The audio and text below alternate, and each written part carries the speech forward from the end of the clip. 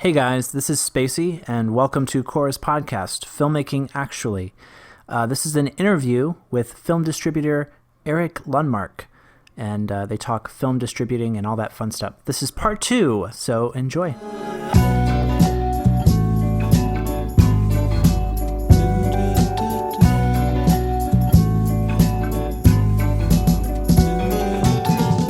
What would you say, because honestly, I have absolutely no idea how much Netflix pays for indie films. I know just from my involvement in the film festival circuit and the films that I see and then I see get distribution. So I know that those quote unquote Netflix originals or Amazon originals, a lot of those are made and done and finished. Maybe they did some final tweaks, but they bought the finished film and just kind of put their name on it.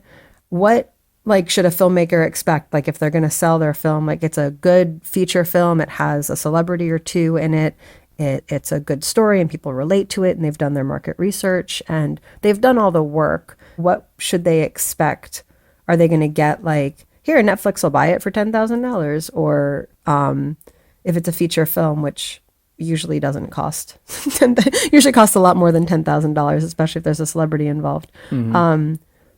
What could an indie filmmaker expect on distribution for a film that they're not doing a theatrical release on? Because I would think most indie filmmakers are not thinking with theatrical releases because that's a much bigger, I feel like that's a whole different, maybe I'm wrong, but I feel like that's a whole different kettle of fish, as it were, of its own marketing and getting space in the theaters and getting people to buy tickets and all that stuff feels like a much different beast than a straight TV or streaming type distribution.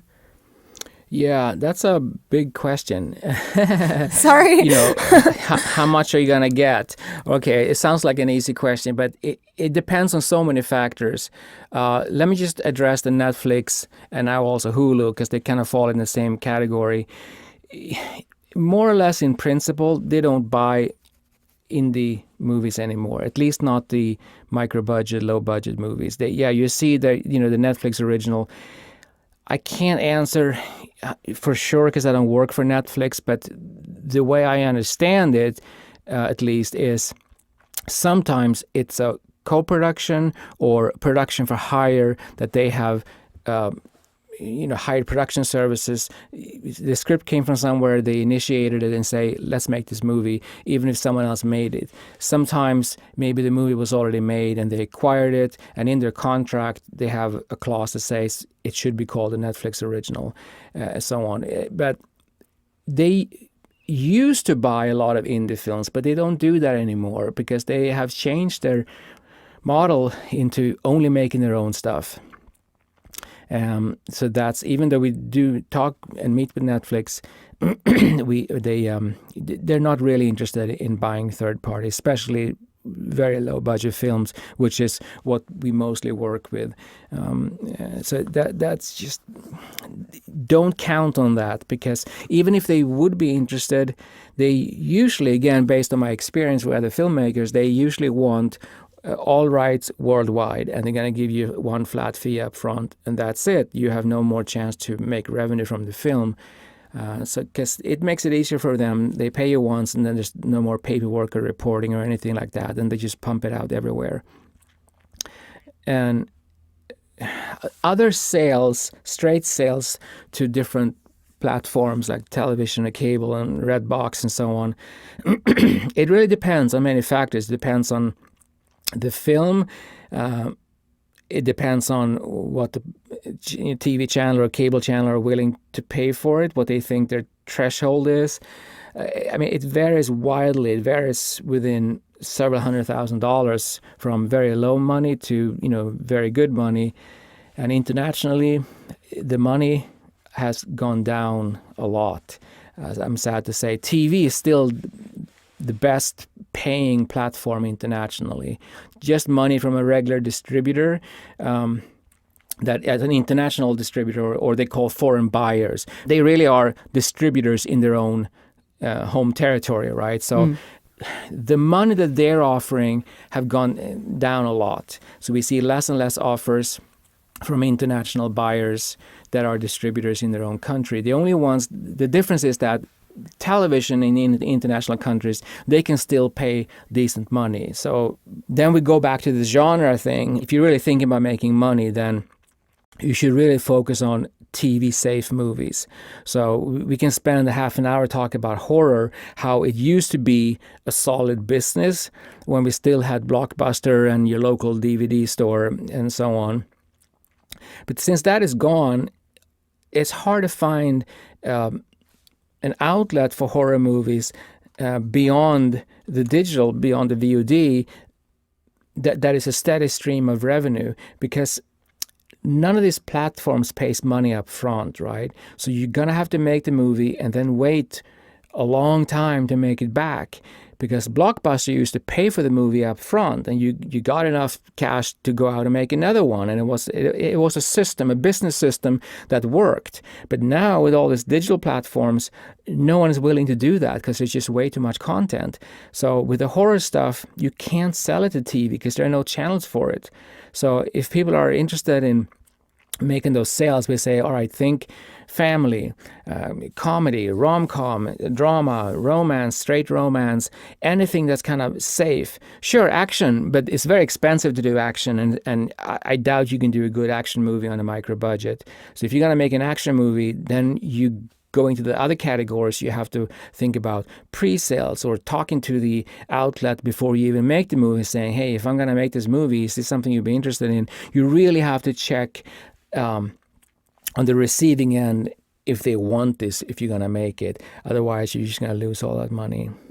Let's say I'll just say, so I've got this friend. I'm just kidding. It's me. So like, I'm asking for a friend. Yeah, it's me. I'm the friend. But my husband and I have our little production company, Space Dream Productions, and we optioned a feature film that we're developing, and we just got our budget done, and we're putting it all together, and we're the next thing we're doing is bringing on someone for casting to attach our name actors and all that stuff. When we did the breakdown, like, this isn't like a $200,000 budget. We went through it. I mean, I was very, very fortunate to work with a line producer who's worked on some giant blockbusters for the last several decades. And she really went through with me every single line. She teaches film now, and went through every single line of the budget and explained what it all was. We took out everything we could. I then brought it to another line producer who's a much smaller scale, does a lot more indie projects. And I had him look at it, and he went through everything. And I had another line producer look at it just to kind of get an idea from like the range of, someone who works on films like American History X versus someone who works on much smaller, lower budget, not millions and millions of dollars. And everyone pretty much said that the budget, they all had like one or two things that they would change. Like, oh, well, I would drop this, but I would raise this. And when you average it all out, they were all saying the same range for the budget. Right. And one producer said something to me that I thought was really interesting. She said that the real $500,000 indie features don't really exist anymore. Like, if you're going to actually pay people, if you're going to feed people, you're going to pay them their rate if they deserve it. We're really lucky that the cinematographer that we're working with is a multi-award winning cinematographer whose work is outstanding. And I worked with him on one other project, and I'm really excited to be working with him again. But he's not $100 a day. He has his rate, which is still extremely reasonable compared to what he could be charging. We did our market research on it. We know that there's audience interest in it. We did almost 200 surveys literally across the country. And people are interested in the story. They're interested in seeing the film. They want to see it get made. So we feel like it has the relevancy, but I guess, I don't know, like, this is, I'm kind of asking like on a personal note, like, as an indie filmmaker, I kind of feel like if your feature film wasn't made for $5,000, you're not making a profit. Like, what would your thoughts on that be? And if this is too weird and rambly, I may just cut it out of the podcast, but I just feel like it's important because people get told all the time, make your feature film for nothing. You need to prove it if you want to make money. But the thing is, it's not nothing. It's like you said, you hire a sales rep. It's because they have all those years of experience. They have the connections. They know what you're doing, and you're Right. paying for that. Yeah. If you want to hire people that know what they're doing, that an art director who knows. I mean, I started in production design, and for me, like, yeah, I can come in and I can bring your budget down, and I can make your art department. I can decorate an entire girl's bedroom out of an empty space for $100 because I worked in production design for 10 years and I know exactly where to buy everything and exactly how to do it, and I can put a design together in my sleep. But I would prefer if you didn't pay me $100 and then tell me I can keep what's left out of the entire budget after I spend everything, Right. because it's my time. So to make that, like you said, a high skill film and bring people in, if it's looking like, okay, it's going to be $1 million, $1.5 million, is that just like a joke? Like, okay, don't even tell an investor they're going to get their money back, because they never will. Or is that something that could be sold? Sorry for the long question. Oh no, I understand. We get this all the time. Also, there's a simple answer to it. To just put it broadly, there are two budgets. Either, like some of your friends said, make it for nothing. That's one option. And usually in the beginning, you want to try to make it for nothing, and it becomes a friend project, family and friend project. Just do something. Just get your feet wet. Just get in the game, But don't spend too much money, because you don't really know what you're doing yet, right? In terms of a producer and trying to get sales and all that. Just start making a name for yourself. Even if you have a lot of experience as a production designer or something else, now you want to be a producer or a director or whatever it is, and that part is new. And you have to just accept the fact, this is new for me and I don't have a track record. If you have a rich uncle, or find some guy or a woman who's willing to give you $1 million, then take the money and run and make that movie. But usually what happens is no one will lend you that much money. Anything that has millions in the name of it, you will typically not get that unless you have a track record being a producer or director. That's what you're doing right now. You're not just being a production designer. You are actually making the movie, right? You are the one who is initiating the whole thing, and it sounds like yeah. I mean, I should back up and just say I was a production designer almost 10 years ago. I've been producing and directing for the last. My husband and I released our first film in 2016, and we've made about 15 projects since then, and we have like 50 festival acceptances and 45 award nominations. We've won 15 awards in the last 3 years. Like, we're doing pretty good. So okay, so you have the track record. So then, all right, let's say then you find someone who can lend you the money. That's great. So you've solved a lot of problems. But before you make something with that much money, you can always spend the money, but you got to make it back. And then you have to reach out before you even start shooting and figure out who wants this.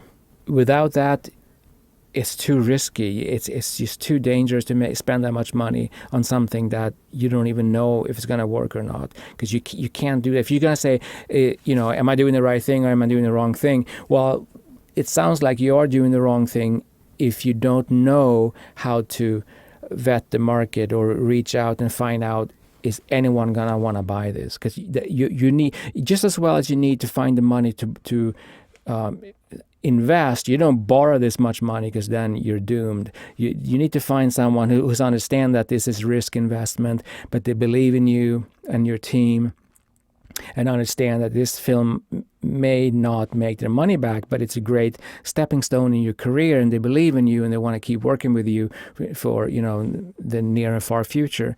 But you really do need to find out if this movie will have a business at the receiving end. I'll tell you a little anecdote just so you understand. Goes back to the money part again. We still have a very nice family film, and it was made for that range, millions, and it's very, very good. It didn't get a big theatrical release in the U.S. We did a small day and date. We played in 11 cities and released it at the same time on cable VOD.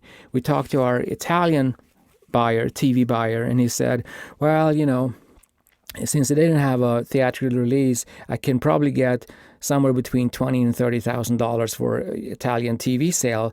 But if I'm going to have to give you an MG and I have to dub the movie and this and that, I will best case break even. He said this movie has no business.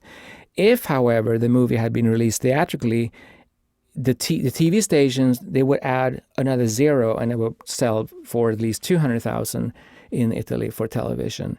So, but then again, making a theatrical release is very, very, very, very expensive. So, it takes millions and millions of dollars to do it right. And you need a bigger distributor. We're too small to do, really big theatrical distribution, because it's not just the distribution to the theaters and making the DCPs, it's the marketing. If you don't spend money marketing it, then no one's going to see the movie.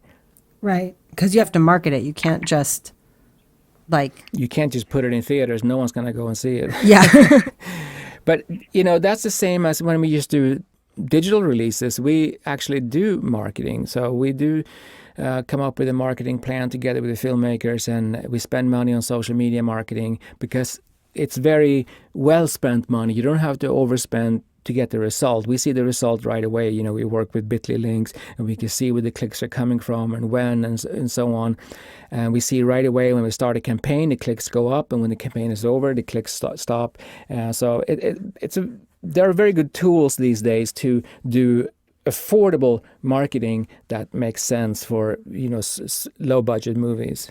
Yeah, and that makes sense. I mean, I will say that one of the reasons the budget is where it is because we put in P&M for the end, and we put in the full post budget. Everything is in there so that we know we're not going to be turning around to our investors and saying, so we made the movie and it's in the can, but right. now we need, and the full M&E track is in there. We got a quote from our the guys we work with for post sound. We have everything laid out on paper, so that's taken into account. But I think those are really good points, and I hope that's useful for anyone listening. I mean, I wasn't trying to be self-serving by asking you in the interview. I think it's important because it's not really talked about, or at least not, I don't know if it's just the circles that I'm in or the Facebook groups that I'm in, but it seems to be a pretty big question that doesn't just get laid out on the table. There's this big kind of veil of mystery and confusion, and it's this elusive, like you said, a lottery ticket. It kind of feels like to make a good film and sell it is Merry Christmas. Yeah, and I know. And unfortunately, the lottery ticket stories, they're the ones everyone is pointing to and saying, oh, look at them. They did it. I'm sure I can do it too. But that's what I said. It's very hard to plan to win the lottery. I wish I could. Then I could just make all the movies. Yeah. All right. Awesome. Well, I have to say, I think that all the information that you've shared has been extremely helpful, and I'm really looking forward to being able to share it with fellow filmmakers and with people who are looking at, how do they get their film distributed? How do they even start this path? Are there any other important elements that you would say a filmmaker should consider when they're, whether they're starting a film or have a film that they've completed? I mean, I do think that it's probably easier before it's been started, but just anything that you think is kind of an important point that maybe I didn't ask or hasn't been mentioned yet. I think we covered a lot, but I think if you're a new filmmaker, you're just going to have to look at your career building years as something where you do 2 or 3 micro-budget movies and you get some kind of distribution, and don't set your hopes too high in terms of revenue. It's more of making a name for yourself, getting your work out there. Because here's what's going to happen. Once you have that project that's going to cost you anywhere from 2 to 5 million, which is typically where the real business starts, because then you can make plans, right? You can hire the names, etc., etc. But let's say you have that project in your hand, you wrote the script or you found the script or whatever. You're going to go to an investor and they're going to ask you, have you made films before? And you say, yes. Did it get distribution? Yes. Is it making any money? Yes. And then you just try to avoid the question, did it make a profit? Oh, look, an airplane. And then, But if you usually answer those three first questions, then they say, okay, so show me what you have. And then you're kind of in the door, and then you can start talking at a different level than those first, 2 or 3 micro budget. Just make something and get it out there, but don't expect too much money to come back from those first projects. And if you have more experience under your belt, accept the fact that the market is changing. There are less and less international sales for indie, semi-unknown filmmakers, and you're going to have to team up with other partners like a distributor or colleagues in different areas. But the key is to talk to the outlet platform, whether it's a TV station, a cable station, or a VOD platform, or something, and plan with them saying, look, if I make this, will you buy it from me? Or will you make an offer? Something to that effect. Otherwise, it's too risky when you go above $200,000. Would you say that, could you split it up? Could you do like maybe a TV release and then have it go to Netflix, or a TV release and then have it go to Prime or something like that? Or do they prefer to keep it separate? Like, oh no, if it was on TV, we don't want it, or whatever. I don't know. No, that's fine. TV comes first, because anyone who puts money on the table, they're going to get an exclusive period. So Right. we have 3 films on Showtime right now, and they all have an exclusive period where we can't do other sales in certain areas and so on. Netflix, I don't know. They keep changing. I really don't know. We don't have an ongoing sales channel with Netflix. We pitch things, but it just over the last 5 years, it's just less and less and less interest in indie films. They just want to make their own stuff. So Netflix is a bad partner in that respect. I mean, they're a powerhouse. Just look at the latest Golden Globe nominations. They're leading the pack with nominated films. They're turning into a giant. So I can't really speak on their behalf, but more is it to talk to TV and cable still. Maybe Amazon Originals might be more interested. It's hard to tell, but definitely the bottom line is you need to figure out if what you're making will have interest from people who will put money on the table. And for those you. are like a TV, like Showtime's not going to pay like $2 million No, for a film. No. Yeah, that's like... No one will pay that much money. Even if you spend that money, it's not going to come from one paycheck or one sale. It's still going to take time. It's still not going to be easy, but you're going to have to sell it to a lot of different places. And, hopefully you'll make the money back within a few years.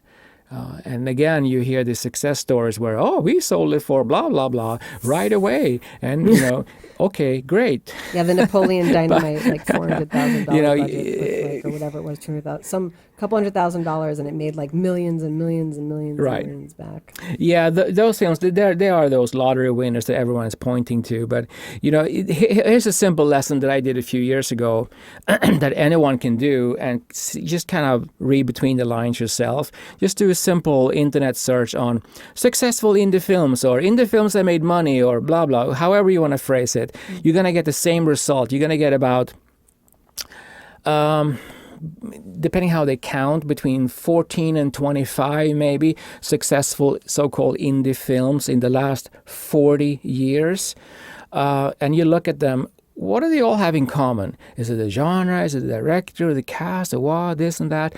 No, and it hits you. The one thing they all have in common is that they got distribution from a studio, because they are the only ones who can afford the marketing campaign to make sure people get to know about it and say, wow, oh yeah, that looks interesting. I got to see that. That is the power of marketing, and it's very expensive. So I should just double the budget. You say like, okay, my film costs $500,000. We're going to ask for $1 million, and we put $500,000 into marketing.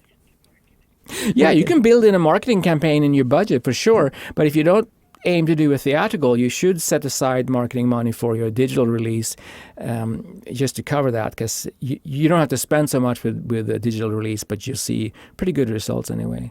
Sweet. Anything else that you think is... while you have the ears of the indie filmmakers? I also want to say, both us and a lot of smaller distribution companies, we work very closely with the filmmakers. We pick a street date together, and we come up with a marketing plan and so on and so forth. And we are open to submissions. You don't have to go through a lawyer or an agent or anything. That's only for the really big companies. We are solicited all the time with emails. Rather not take a lot of phone calls, but you're more than welcome to email and saying, hey, I heard your thing on blah blah blah, and I'd like to show you my trailer and see if you're interested. We do that every day, so that's perfectly fine. Oh, awesome. And what email should they reach out to you on? Oh, the regular company email is info@leomarkstudios.com. Okay, great. I can put that in. I can put it in the description of the podcast so that it's like spelled out for them, if that's okay with you. I don't want to like bombard you with emails either, but like whatever. No, that's part of the business. We are bombarded with emails, and I have a list of 200 films on my watch list that I'm going through slowly. Awesome. Well, I really appreciate that. I think that's great, and I love when people are accessible. I think that's really important, especially in indie film, because there's so many doors that just get closed in your face every day. So it's nice to not be a slam right in your face. Awesome. Well, thank you very much for your time. I really, really, really appreciate it. And to everyone listening, I hope you found this helpful. And if you have any questions, you can email us at filmmakingactually@gmail.com, or you can leave a comment, or you can message us on Facebook on our Space Dream Productions page, or you can like and comment and share and all that super exciting stuff. And okay, that's it. Bye. Bye-bye.